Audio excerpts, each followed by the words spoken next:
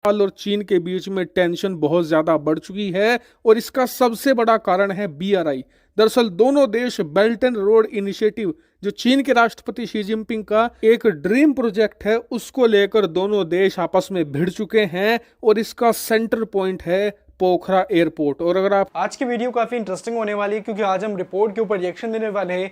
ये Indian media का एक रिपोर्ट है जो नेपाल के खिलाफ बात कर रहा है, नेपाल के पोखरा इंटरनेशनल के खिलाफ बात कर रहा है। आप सबको पता है कि पोखरा इंटरनेशनल एयरपोर्ट जनवरी में रिलीज हुआ था और जनवरी के अंदर भी इसके खिलाफ इंडियन मीडिया ने काफी प्रोपेगेंडा किया था। आज हम बात करने वाले इंडियन मीडिया इस टाइम पे क्या प्रोपेगेंडा कर रहा है नेपाल के एक इंटरनेशनल एयरपोर्ट के बारे में जिसका नाम है पोखरा इंटरनेशनल एयरपोर्ट। चलिए वीडियो देखते हैं फिर आपके साथ शेयर करते हैं। नमस्कार दोस्तों, स्वागत है आपका हिंदी नॉलेज शो में। तो दोस्तों, जैसा कि आप स्क्रीन पर देख सकते हैं, इस समय नेपाल और चीन के बीच में टेंशन बहुत ज्यादा बढ़ चुकी है और इसका सबसे बड़ा कारण है BRI।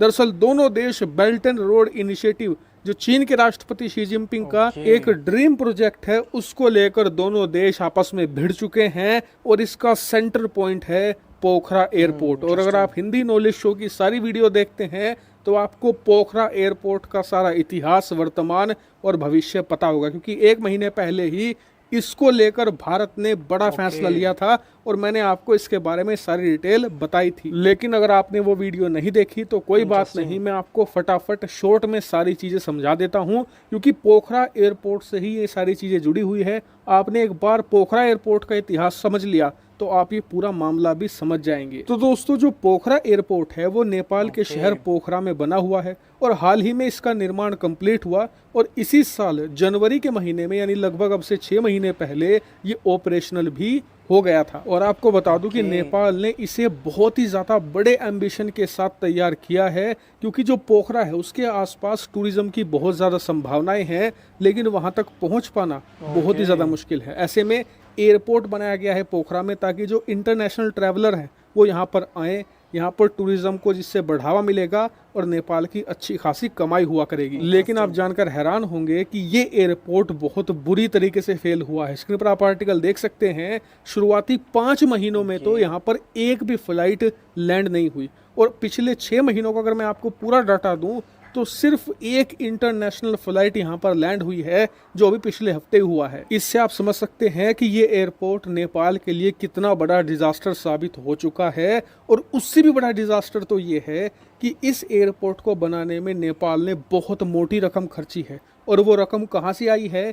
चीन से लोन लेकर। और वो लोन एक बैड लोन है, मतलब जो लोन की ब्याज दर है वो हद से ज्यादा हाई है। उसके ऊपर से जो लोन की किस्तें इन्हें वापस चुकानी है, उनकी जो टर्म और कंडीशंस हैं वो भी बहुत ही ज्यादा टफ बनाई है चीन ने, और ये उन्होंने जानबूझकर किया है। इसका कारण मैं आपको आगे बताऊंगा। लेकिन आप कहेंगे कि क्या नेपाल की सरकार अंधी थी? इन्हें नहीं दिख रहा था कि जो लोन ये ले रहे हैं इसके ब्याज दर बहुत हाई है, इसकी किस्तें चुकाना बहुत ही ज्यादा मुश्किल होगा। तो देखिए, उस समय नेपाल के अंदर सरकार थी KP ओली शर्मा की, जो चीन के प्यार में अंधे थे, क्योंकि उन्हें उस समय ये लग रहा था कि पोखरा में एयरपोर्ट बन गया तो पता नहीं कितने लाख टूरिस्ट आया करेंगे, हमारी इतनी तगड़ी कमाई हो जाएगी कि हम इस एयरपोर्ट की किस्तें 1 साल में वापस चुका देंगे और उसके बाद तो बल्ले ही बल्ले लगातार रोजगार पैदा होगा, हमारी अरबों डॉलर हर साल कमाई होगी, ना सिर्फ एयरपोर्ट से बल्कि एयरपोर्ट के आसपास जो टूरिस्ट स्पॉट बनेंगे उससे भी कमाई होगी। लेकिन KP ओली शर्मा के ये सपने आज नेपाल के लिए भूत बन चुके हैं, जो इनके पीछे बुरी तरीके से पड़ चुके हैं। लेकिन आपका एक और सवाल होगा कि ये पोखरा में एयरपोर्ट फेल क्यों हुआ जब ये अच्छा टूरिस्ट डेस्टिनेशन है? तो देखिए, इसके पीछे 2 कारण हैं। पहला ये कि पोखरा शहर में और उसके आसपास कोई खास टूरिस्ट इंफ्रास्ट्रक्चर है ही नहीं, और इसीलिए जो लोग नेपाल में टूरिज्म के लिए आते हैं ना, वो तो मेनली काठमांडू जाते हैं या फिर माउंट एवरेस्ट की तरफ जाते हैं। पोखरा में कम लोग रुकना पसंद करते हैं। नहीं तो पोखरा जगह अच्छी है, देखने लायक जगह है और टूरिस्ट डेस्टिनेशन भी है, लेकिन जब इंफ्रास्ट्रक्चर ही खड़ा नहीं हो पाया है तो लोग आकर वहाँ करेंगे क्या? दूसरी बड़ी बात, अगर कुछ लोग आना भी चाहते हैं तो वो आ नहीं सकते, क्योंकि यहाँ पर ज्यादातर इंटरनेशनल फ्लाइट लैंड ही नहीं हो सकती। कारण है भारत। दरअसल आपको याद होगा कि अब से 1 महीना पहले ही मैंने आपको वीडियो बनाकर बताया था कि नेपाल के प्राइम मिनिस्टर पुष्प कमल दहल भारत आए थे और उन्होंने PM मोदी से दरख्वास्त तय करी थी कि हमारा नया एयरपोर्ट बना है पोखरा में, लेकिन आप लोग यानी कि भारत उसे अपना एयर स्पेस इस्तेमाल करने की छूट नहीं दे रहे, जिस वजह से वहां पर इंटरनेशनल फ्लाइट नहीं आ पा रही। भारत ने उस समय ये कहा था कि जी देखिए, पोखरा एयरपोर्ट बना है चीन की मदद से और इसमें लोन की किस्तें इतनी ज़्यादा मुश्किल है कि आप चुका नहीं पाओगे और उसमें शर्तें फिर ऐसी लगी हुई हैं कि अगर आपने लोन की किस्तें नहीं चुकाई तो वो चीन का हो जाएगा एयरपोर्ट और ऐसे में कल को चीन उसका इस्तेमाल भारत की जासूसी के लिए कर सकता है और इसीलिए हम अपना एयर स्पेस पोखरा एयरपोर्ट के लिए नहीं देंगे। हाँ, काठमांडू एयरपोर्ट पर या नेपाल के किसी भी और एयरपोर्ट पर आपको जितनी फ्लाइट लैंड करवानी है करिए, आपको जितना एयर स्पेस हमारा इस्तेमाल करना है करिए, बिल्कुल छूट है, लेकिन पोखरा एयरपोर्ट पर बिल्कुल नहीं। और यही कारण है पोखरा एयरपोर्ट की बर्बादी का, क्योंकि आप देखेंगे कि जो नेपाल का भारत की तरफ का हिस्सा है ना, वहाँ पर बिल्कुल फ्लैट जमीन है, कोई बड़े पहाड़ पर्वत नहीं है। ऐसे में जो इंटरनेशनल फ्लाइट है वो आसानी से आ जा सकती हैं भारतीय एयर स्पेस का इस्तेमाल करके। लेकिन दूसरी तरफ है चीन, और चीन की तरफ है बड़े बड़े हिमालय के पर्वत, जिनके ऊपर से आना बहुत ही ज़्यादा मुश्किल काम है और बहुत ही ज़्यादा महंगा भी है, क्योंकि उन्हें ज़्यादा फ्यूल इस्तेमाल करना पड़ता है, उन्हें बहुत ऊंचाई पर आकर एकदम निचाई पर जाना पड़ता है।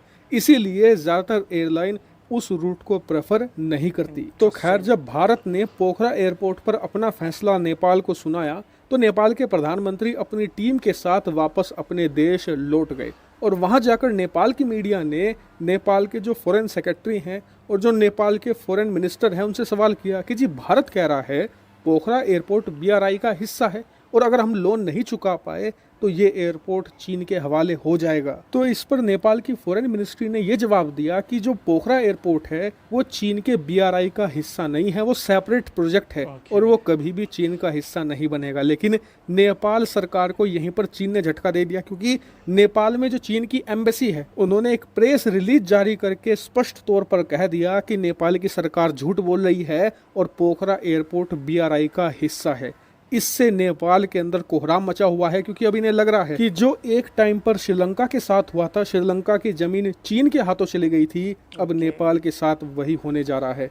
इसीलिए नेपाल की संसद में फिर सवाल पूछा गया नेपाल की सरकार से कि जी, क्या पोखरा BRI का हिस्सा है?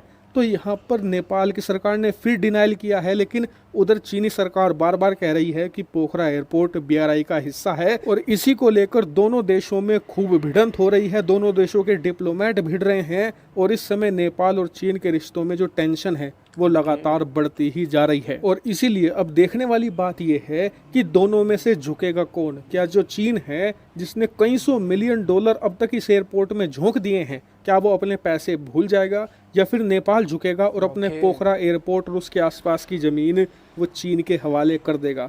लेकिन चीन का झुकना तो मुझे इस समय बहुत मुश्किल लग रहा है, क्योंकि चीन ने आज तक जहां जितने भी पैसे लगाए हैं सूद समेत वसूले हैं, चाहे वो श्रीलंका हो, पाकिस्तान हो या कोई अफ्रीकी देश क्यों ना हो, क्योंकि चीनियों का एक बहुत ही पक्का उसूल है कि चमड़ी जाए पर दमड़ी ना जाने पाए। ये अपना मूल तो छोड़ो, अपना ब्याज भी नहीं छोड़ेंगे। 6 साल हो लिए पाकिस्तान को जो लोन दिया था ना, उस पर ब्याज ले रहे हैं ये। इन्होंने 1 रुपए का भी डिस्काउंट पाकिस्तान तक को नहीं दिया। नेपाल क्या चीज है। वही बात करें भारत की कि भारत का क्या रुख है इस पर, तो देखिए, भारत वेट एंड वॉच की स्थिति में है। हम जल्दबाजी में कोई भी गलत कदम नहीं उठाएंगे। जब तक ये मुद्दा नहीं सुलझता हम नेपाल के साथ किसी भी प्रकार की डीलिंग नहीं करने वाले, खासकर की पोखरा एयरपोर्ट पर। हालांकि इस पूरे मुद्दे पर आपका क्या मानना है कमेंट करके जरूर बताएगा। Thank you very much for watching video. तो आज हमारे पास रिपोर्ट जो था वो नेपाल की पोखरा इंटरनेशनल एयरपोर्ट के मामले में था। आप सबको पता है कि ये पोखरा इंटरनेशनल एयरपोर्ट नेपाल को चाइना ने बना के दिया और चाइना के लोन की मदद से ये एयरपोर्ट बना के दिया है।